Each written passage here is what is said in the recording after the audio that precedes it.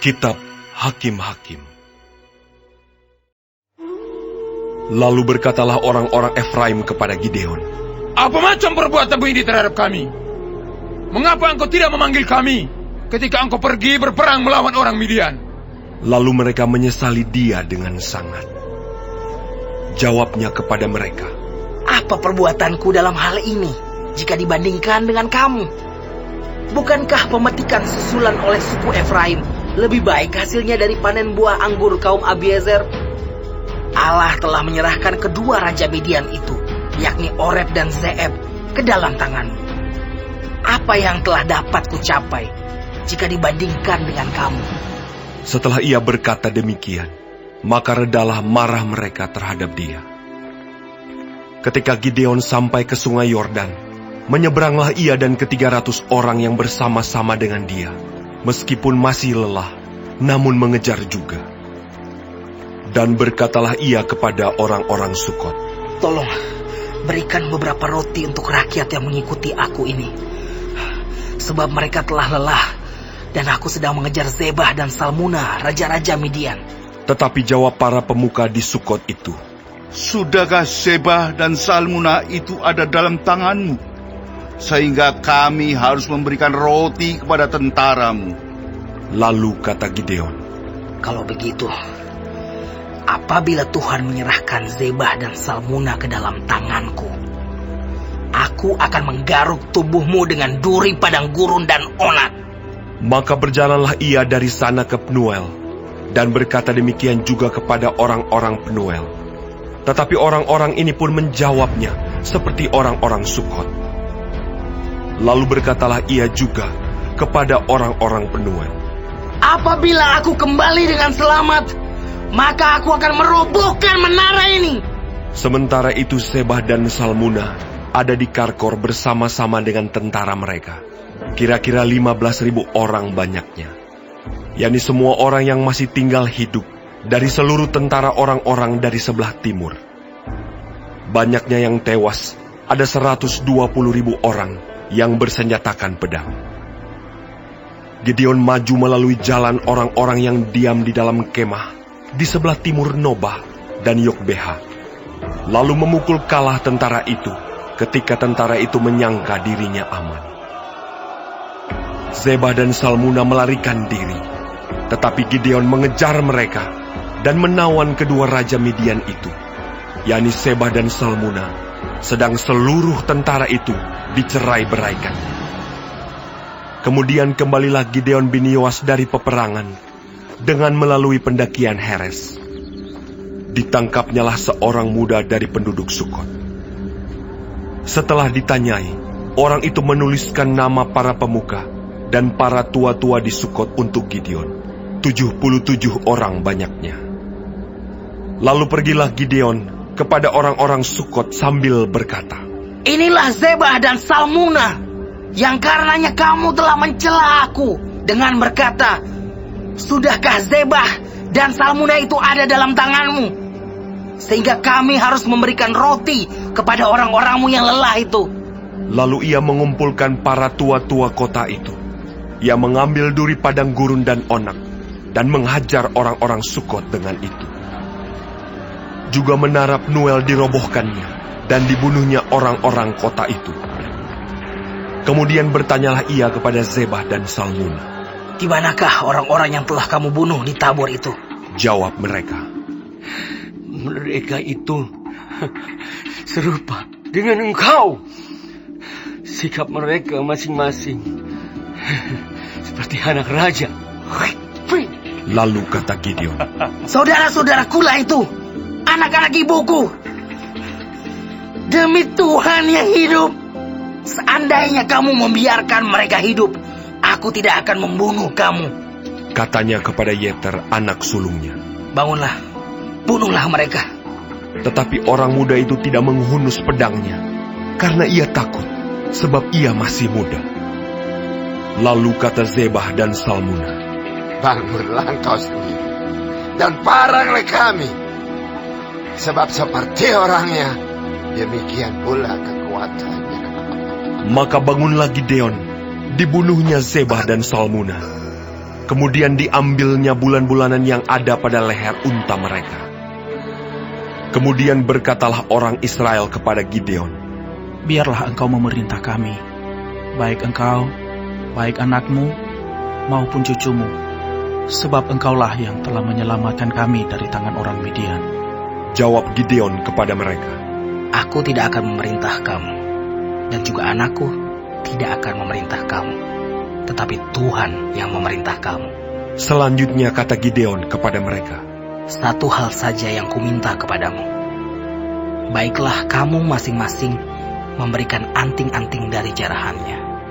Karena musuh itu beranting-anting emas, sebab mereka orang Ismail. Jawab mereka, kami mau memberikannya dengan suka hati. Dan setelah dihamparkan sehelai kain, maka masing-masing melemparkan anting-anting dari jarahannya ke atas kain itu. Adapun berat anting-anting emas yang dimintanya itu, ada 1.700 sikal emas, belum terhitung bulan-bulanan, perhiasan telinga dan pakaian kain ungu muda yang dipakai oleh raja-raja Midian. Dan belum terhitung kalung rantai yang ada pada leher unta mereka. Kemudian Gideon membuat efod dari semuanya itu, dan menempatkannya di kotanya, di Ofra. Di sanalah orang Israel berlaku serong dengan menyembah efod itu. Inilah yang menjadi jerat bagi Gideon dan seisi rumahnya.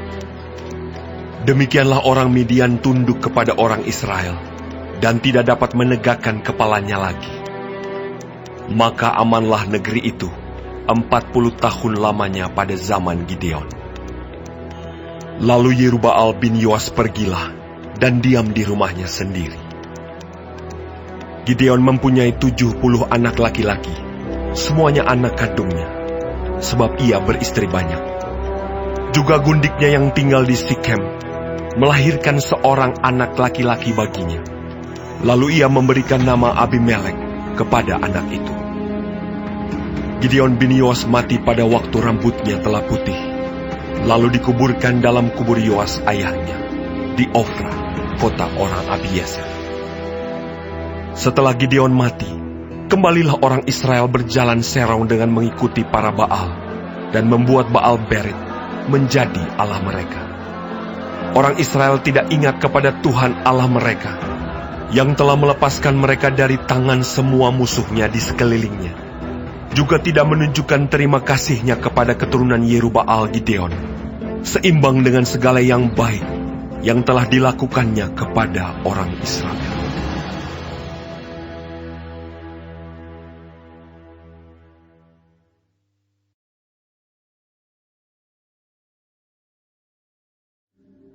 Adapun Abimelek bin Yerubbaal pergi ke Sikem kepada saudara-saudara ibunya dan berkata kepada mereka dan kepada seluruh kaum dari pihak keluarga ibunya, tolong katakan kepada seluruh warga kota Sikem, manakah yang lebih baik bagimu?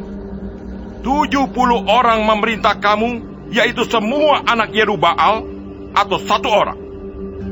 Dan ingat juga bahwa aku darah dagingmu. Lalu saudara-saudara ibunya mengatakan hal ihwalnya kepada seluruh warga kota Sikem.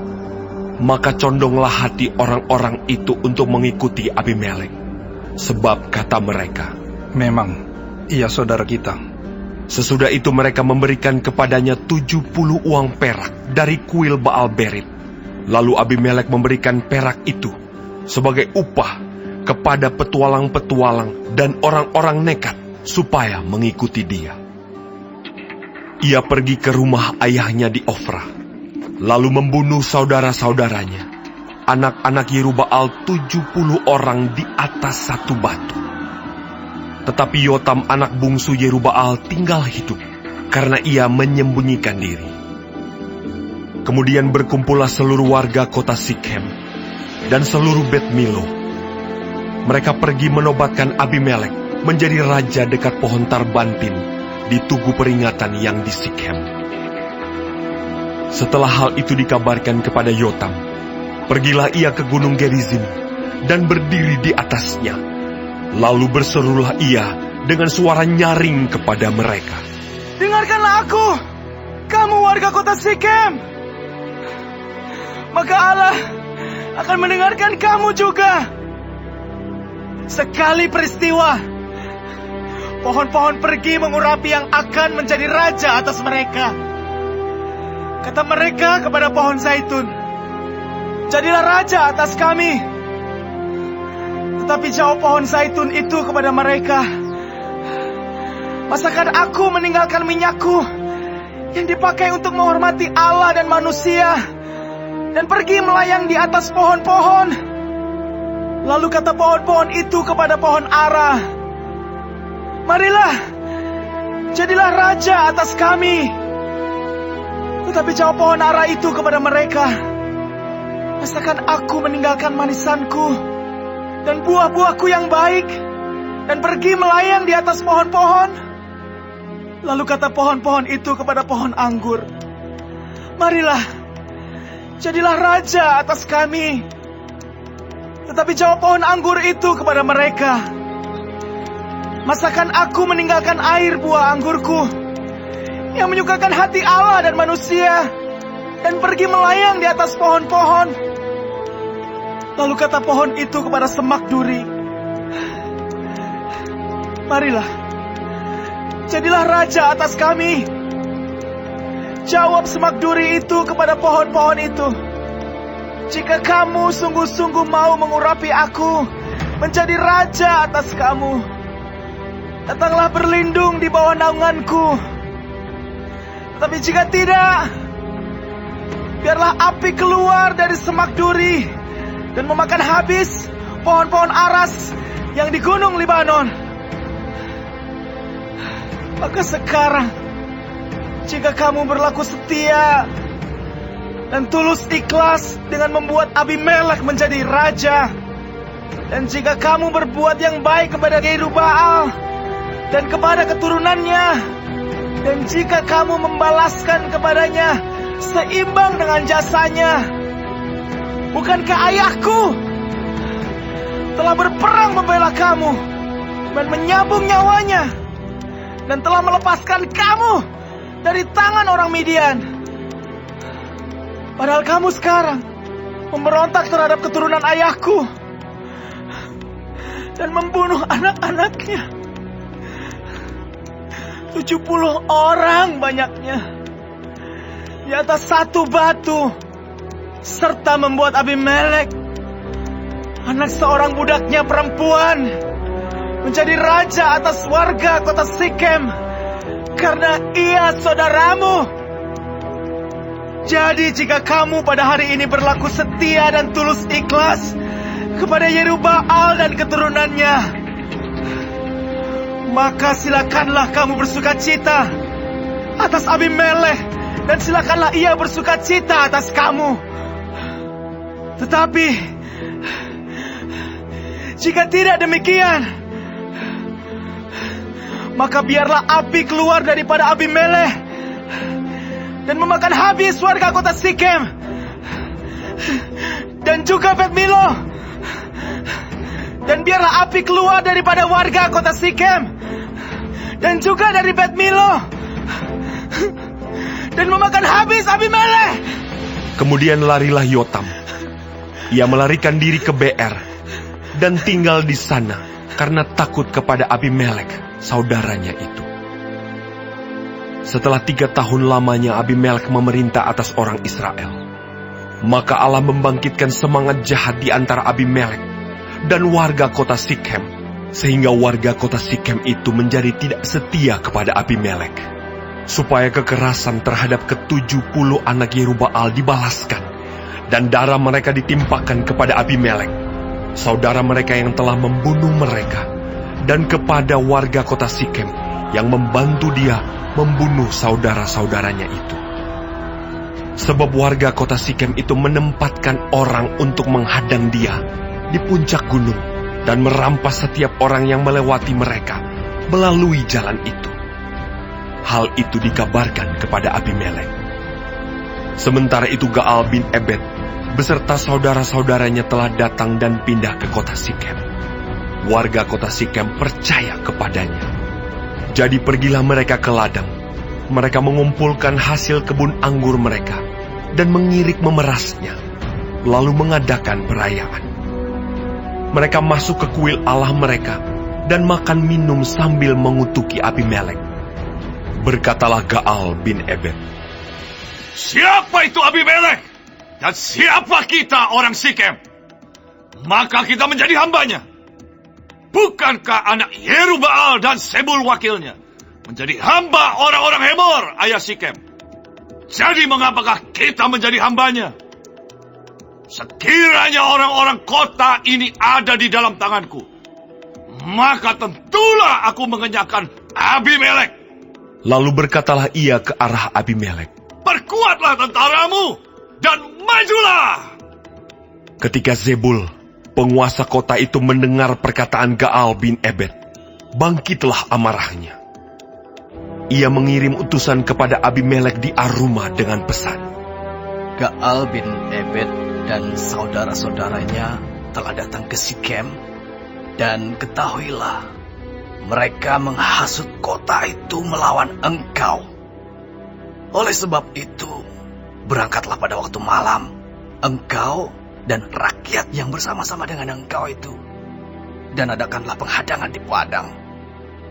Esoknya pagi-pagi, pada waktu matahari terbit, haruslah engkau menyerbu kota itu.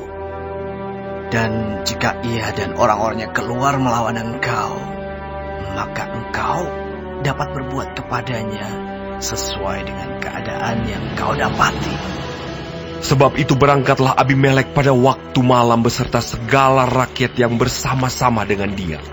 Lalu mereka mengadakan penghadangan dalam 4 pasukan untuk melawan Sikem.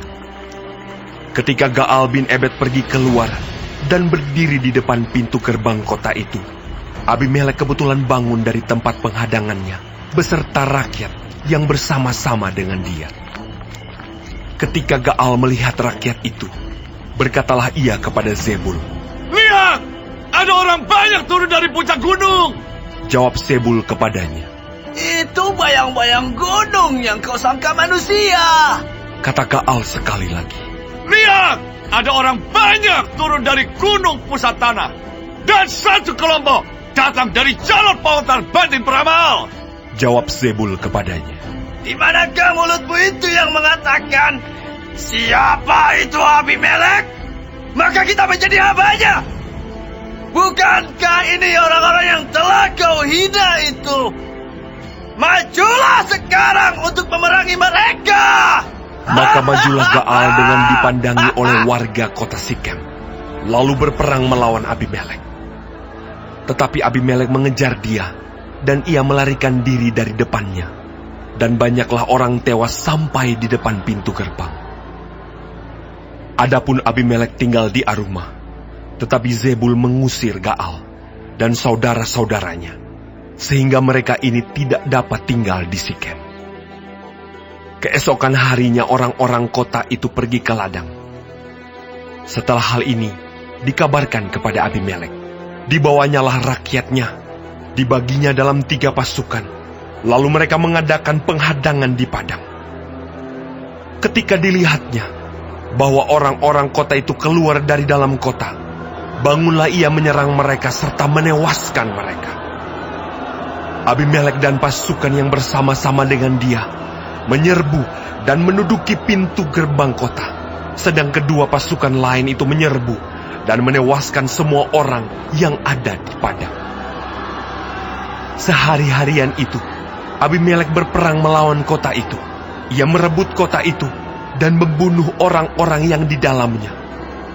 Kemudian dirobohkannya kota itu dan ditaburinya dengan garam. Mendengar itu, masuklah seluruh warga kota menara Sikem ke dalam liang di bawah kuil El-Berit. Dikabarkanlah kepada Abimelek bahwa seluruh warga kota menara Sikem telah berhimpun di sana. Lalu Abimelek dan seluruh rakyat yang bersama-sama dengan dia naik ke Gunung Zalmon. Abimelek mengambil kapak, lalu memotong dahan-dahan kayu, mengangkatnya dan meletakkannya ke atas bahunya sambil berkata kepada rakyatnya yang bersama-sama dengan dia, "Turutilah dengan segera perbuatanku yang kamu lihat ini." Kemudian rakyat itu juga masing-masing memotong dahan-dahan, lalu mengikuti Abimelek, meletakkan dahan-dahan itu di atas liang, dan membakar liang itu di atas kepala orang-orang itu. Demikianlah semua penduduk kota menara Sikem juga mati, kira-kira 1.000 orang laki-laki dan perempuan. Selanjutnya Abimelek pergi ke Tebes. Ia mengepung Tebes, lalu merebutnya. Tetapi ada sebuah menara yang kuat di tengah-tengah kota, dan semua laki-laki dan perempuan, seluruh warga kota itu, melarikan diri ke situ. Mereka menutup pintu di belakangnya, dan naik ke atas sotoh menara itu. Lalu sampailah Abimelek ke menara itu, menyerangnya, dan dapat menerobos sampai ke pintu menara itu untuk membakarnya. Tetapi seorang perempuan menimpakan sebuah batu kilangan kepada kepala Abimelek dan memecahkan batu kepalanya. Dengan segera dipanggilnya bujang pembawa senjatanya dan berkata kepadanya, Unuslah pedangmu dan bunuhlah aku, supaya jangan orang berkata tentang aku, seorang perempuan membunuh dia. Lalu bujangnya itu menikam dia sehingga mati. Setelah dilihat oleh orang Israel bahwa Abimelek telah mati, pergilah mereka masing-masing ke tempat kediamannya. Demikianlah Allah membalaskan kejahatan yang dilakukan oleh Abimelek kepada ayahnya, yaitu pembunuhan atas ke-70 saudaranya. Juga segala kejahatan orang-orang Sikem ditimpakan kembali oleh Allah kepada kepala mereka sendiri. Demikianlah kutuk Yotam bin Yerubaal mengenai mereka.